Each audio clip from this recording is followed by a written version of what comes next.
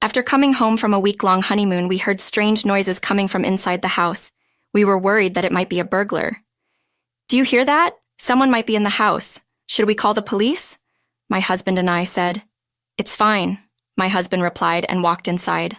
I followed him in a hurry and found my mother-in-law and sister-in-law inside. Relieved it wasn't a burglar, I still couldn't understand why they were in our house. "Hi, you're back. Welcome home. Where are my souvenirs? Did you get the bracelet I asked for?" my mother-in-law asked. "There's no way we bought that.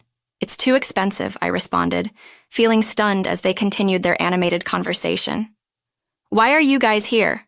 You're annoyed, right? You aren't here, aren't you? Houses are vulnerable and empty.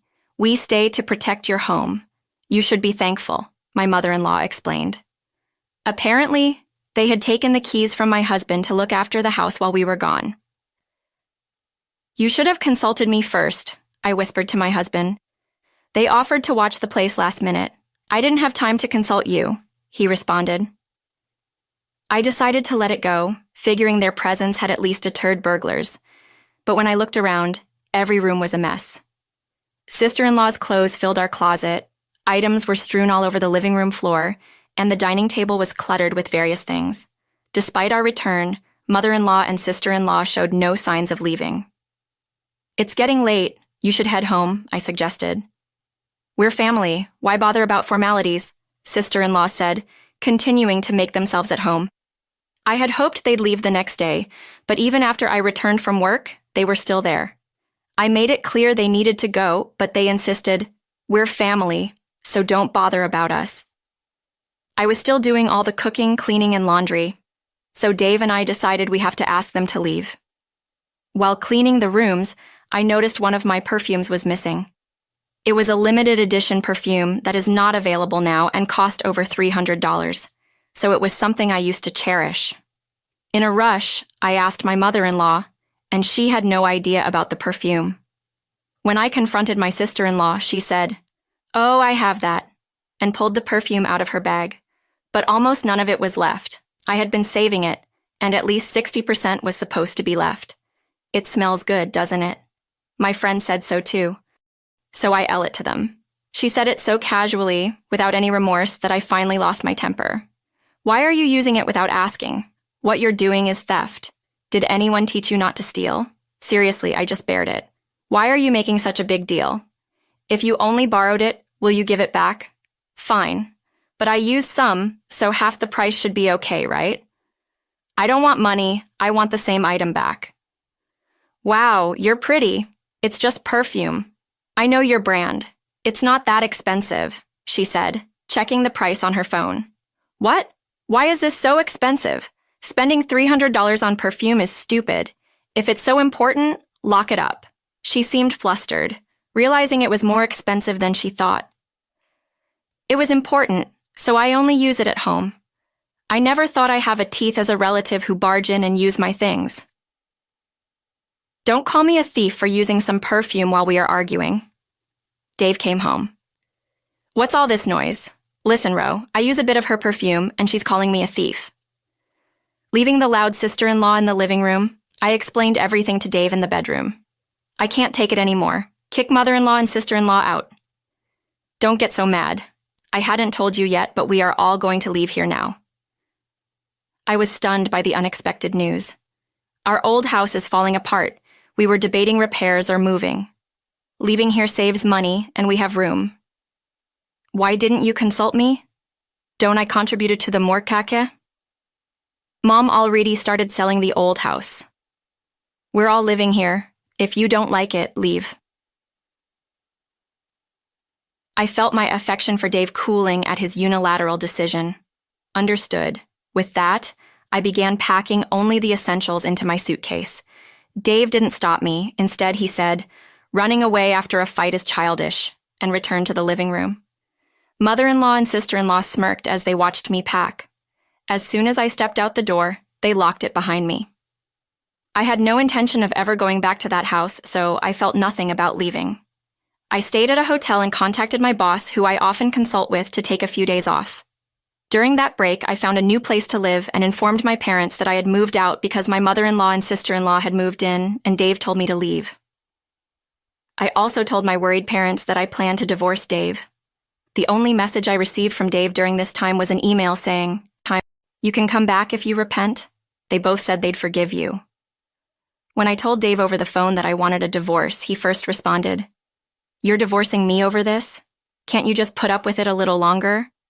But when he realized I was serious, he agreed to the divorce. Things progressed smoothly after that, and the divorce was finalized within a few days. I wanted to end things quickly and sever ties, so I left the house today without any division of assets. Although we had been married for less than a year, the divorce led to concerned questions from friends and those around me. The old me might have said it's nothing and kept quiet, but I was over it and told everyone what had happened. Everyone was sympathetic and supportive, so I'm glad I spoke up. Living alone now, I no longer have to spend time on household chores and can focus more on work. I came up with 3 times the usual number of projects and even offered support to those who were struggling.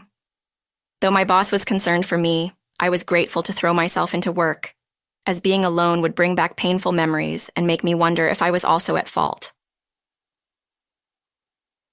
About 5 months after the divorce, Dave called. I had left most of my belongings at the house, so I thought the call might be about disposing of them and answered. At first, he asked things like, "What are you doing now? Are you living alone?" Avoiding the main topic, although Dave is the kind of person who gets grumpy if you don't get to the point, I had to bring it up because time was precious. "Why didn't you call? I want to get back together." I had no intentions of reconciling, so when I tried to hang up, Dave hurriedly stopped me. "Wait, there's something else I have to say. I'm busy, so make it quick. Can you lend me some money? I'm having a hard time with the mortgage payments." Though the mortgage was challenging for Dave alone, it wasn't an amount he couldn't afford on his income. It turned out that Dave thought he'd get a raise soon and would be able to maintain the house even after the divorce. However, the raise didn't happen, and he was told future raises would be difficult, so he decided to quit and find a new job. He thought he'd easily find a job with better conditions, but could only find places offering less pay than his previous job. "I can't lend you any money. Please don't call me again. You're still single, right? No one's going to marry an older woman with a divorce history. So you're better off getting back together with me." Feeling demeaned by his comment, I responded, "No, thank you." And I hung up the phone. I wondered why I ever liked such a person and felt disappointed in my lack of judgment, not just from Dave, but also from my mother-in-law and sister-in-law. The calls kept coming. From what I gathered through their calls, they assumed Dave must be earning well since we bought a new house and had a grand wedding reception. They thought I was the one preventing Dave from giving them more money because he himself said he couldn't afford it. So, Dave believed that if I were out of the picture, they could live comfortably. Turns out Dave's salary was less than they expected, and they panicked, hence the frequent calls. While it's common to think that men earn more than women, I actually make more than Dave. I wanted to block their calls, but Dave knew where I worked. I was afraid they might call or even show up at my workplace, so I answered the phone once in a while. The conversations were always about money. He'd say things like they both are spending too much and draining savings, or they both started part-time jobs, but they're still not making ends meet. I thought if I told them I was also broke, the calls would stop. So, one day, as usual, they said, "We need money for upcoming bills." I responded, "Actually, I'm leaving my current job. I've pretty much depleted my savings. I need money more than you do. If you don't believe me, ask my coworkers." After hearing this, Dave said, "I see," and hung up. As planned, the calls from the 3 of them stopped. When I talked about this with a mutual friend, he told me Dave's situation was worse than I'd heard. Turns out the salary at Dave's new job is less than his previous one, and most of it goes to the mortgage. Not just that, my sister-in-law had an affair with her manager, and was fired when the manager's wife found out. At first, sister-in-law claimed she didn't know he was married, but it turned out she knew his wife was pregnant. The manager and his wife are divorcing, and it's now public knowledge that sister-in-law caused it. She hasn't found a new job and has lost friends. Dave is paying off loans and barely making ends meet. Mother-in-law keeps complaining that their friends have grandchildren, while her children are single and broke, leading to daily arguments. Our friend said Dave thinks he's unattractive since the divorce. But he looks so run down and older than his age. There's no way he's getting any attention. Because I shared the reasons for our divorce, this friend is the only person still speaking to Dave. He tells me everything because he has no one else to talk to. This is the friend who introduced me to Dave. I feel responsible for introducing you too, and besides, hearing about Dave's life is sort of entertaining. He said he's also making sure Dave doesn't get near me again. As for me, I recently co-founded a web magazine company with some old friends from school. I left my job and used up most of my savings to start this company. Even though running a small business means I have to handle a lot of things on my own, it's exciting to continually take on new challenges. I used to be hesitant about diving into new things, but thanks to various experiences, I've gained resilience to overcome hurdles. I've also started a relationship with someone I met through work.